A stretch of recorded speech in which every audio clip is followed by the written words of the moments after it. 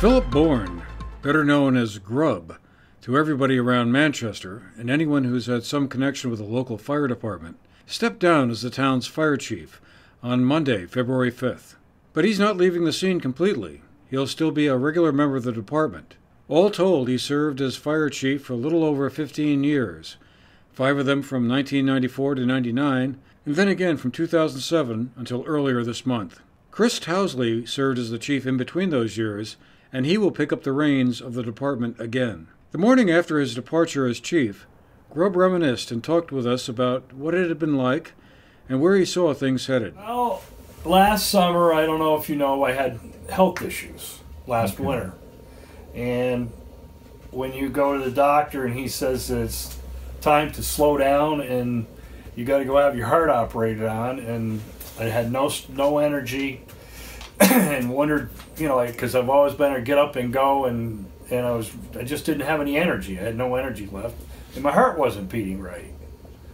So, and when Dr. Fox tells me that you're a prime candidate for a stroke or heart attack, and not only have this tire business, I have 100 plowing accounts, and I got rid of 22 this winter, and being a fire chief, and being a fire instructor for the state of Vermont, my heart doctor decided that maybe it was time for you to slow down a little bit. And being chief is, fighting fires is the easy job. It's all the behind the scenes stuff that I average 20 hours a week behind the scenes being fire chief, whether it's meeting with the police chief, the town manager, management meetings, fielding phone calls, working with Department of Public Safety on issues with sprinkler systems around buildings around here, fire codes, and so on and so forth. Advances in equipment and technology have been among the biggest aspects of how firefighting has changed since he joined the department, where his father, Lynn Bourne, was the chief for many years. Well, I can remember my dad when the Garrows fire caught on, when the Garrows building caught on fire up in the center of town, and he had just gotten a new white jacket, and he always, before that, they didn't have, you know, they had a helmet and, you know, whatever they could find to wear. Rubber jackets, rubber boots, and my dad always had these big red rubber boots that I guess today you'd call them wellies, or I think that's what, and that's what everybody went and fought fire with, and you know, and you had a wool jacket on and a helmet, and I think that your turnout gear was just a helmet, and then, you know, then they got rubber jackets which melt, and rubber boots, and when I first got on, we upgraded to long Nomex, what they call Nomex jackets, and you had a long jacket and you had your high boots. And I can remember the Equinox Hotel fire back in '85, where we were on the 3rd floor going through, and the 4th floor came down, and Tommy Ollett and I were inside that room, and it pretty much melted the jacket. We have air packs now. You know, we got self-contained breathing apparatus. And you didn't wear a Nomex hood back 35 years ago because you left your ears open, so if it got too hot, your ears would start to burn and you would get out of the fire. And today, I mean, you know, and you had back 35, or back when my dad was chief, all you had was cotton and wood. Now you have all these plastics and synthetics, and fires burn so much hotter.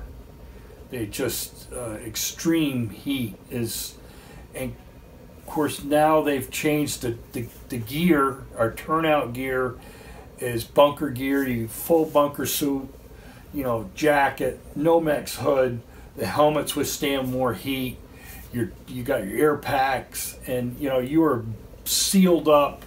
And you can, I've been in the training facility at close to 600, 700 degrees, and that's how it's changed. I mean, technology, we have thermal imaging cameras where you carry a camera in and you're doing a search for a victim, and the camera will find it through the smoke and the heat. And it's just technology has just gone way, way beyond to protect us from, and even being protected, we still lose around 100 firefighters a year.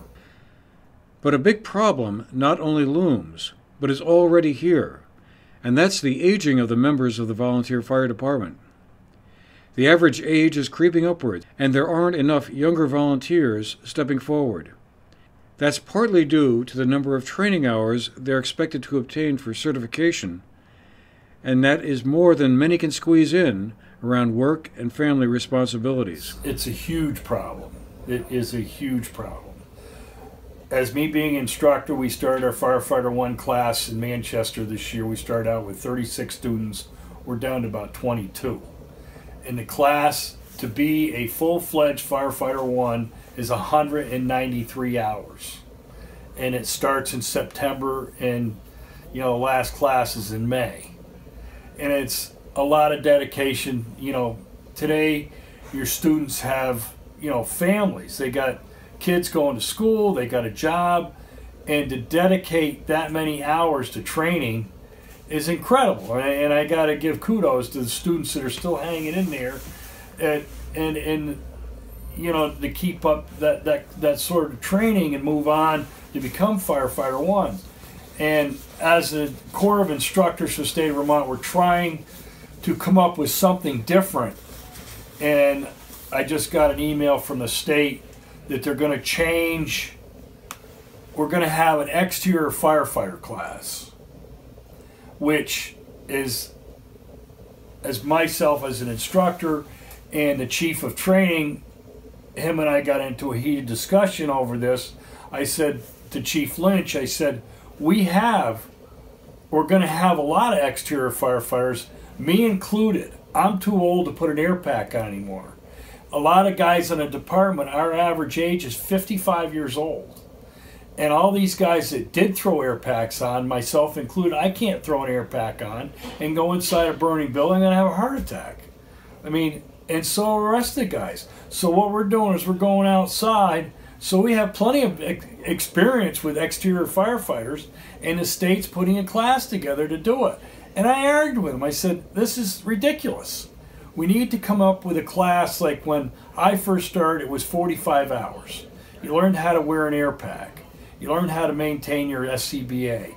You learned how to put your turnout gear on. You learned how to go in and do a search and rescue, and you handled hose lines. We didn't, now you've got 28 hours of hazardous operations and awareness that the students have to take. They have to take building construction. They have to take communication. The manual is, the book is this thick.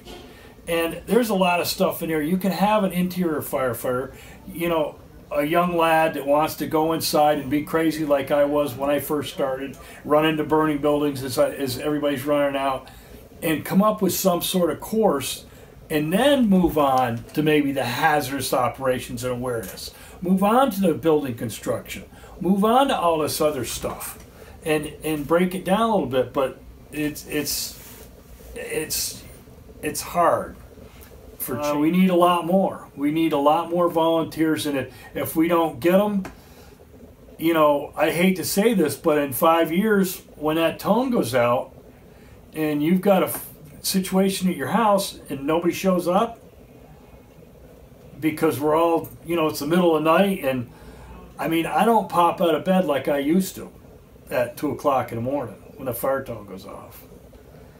And a lot of other guys do. We're just, we need young members, and we just need young members. And if we don't get them, yes, you're probably going to see this town is going to end up being cross-trained with the rescue squad and the fire department, and that is the only direction that I've had numerous conversations with the town manager and Chief Hall, that if something doesn't happen, you're going to have to look forward down the road to cross-training fire and rescue, and make it, that would be lucrative with fire and rescue. Right. Town Manager John O'Keefe said Grubb had been a strong leader of the department during a time of change for volunteer fire departments. The chief's position has become increasingly more complicated. I think you go back to the 50s and 60s and 70s, and it was largely just running on-scene fire and a little bit of management. Now you've got federal requirements, you've got Homeland Security grants. You know, this job has become much more complicated, and Grubb's done a tremendous job over the last 10 or so years, in my opinion, running the department.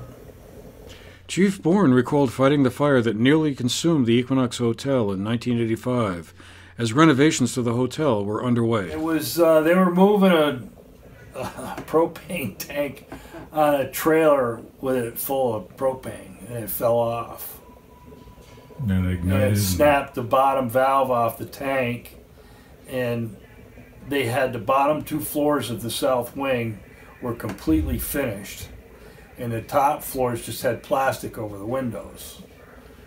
And when I was with Lawrence Grant, who was the chief at the time, and we were in Sunderland getting his grader started, and it was about 10 below zero. And we heard the tone go out, and we got there, you could see the V pattern of where the tank blew up, and where it sent flames up. And of course, when the flames hit the plastic on the windows, it went right straight inside the 3rd floor, and of course it was all just bare timber, and it just went up like a tinderbox. I mean, that was at 10 o'clock in the morning, and I remember getting home at 5 the next morning, and then we got called back out again because it rekindled, and we pumped millions of gallons of water on it. Even though it's time to move on, Grubb said he would probably miss some of it. I don't think, I'm gonna miss it, of course I am, but I'm not gonna miss the phone calls in the middle of the night, whether we should tone out the department or not. I'm gonna miss it, but I was ready to retire. I'm ready to get done. Enough is enough. For the GNet TV News Project, I'm Andrew McKeever.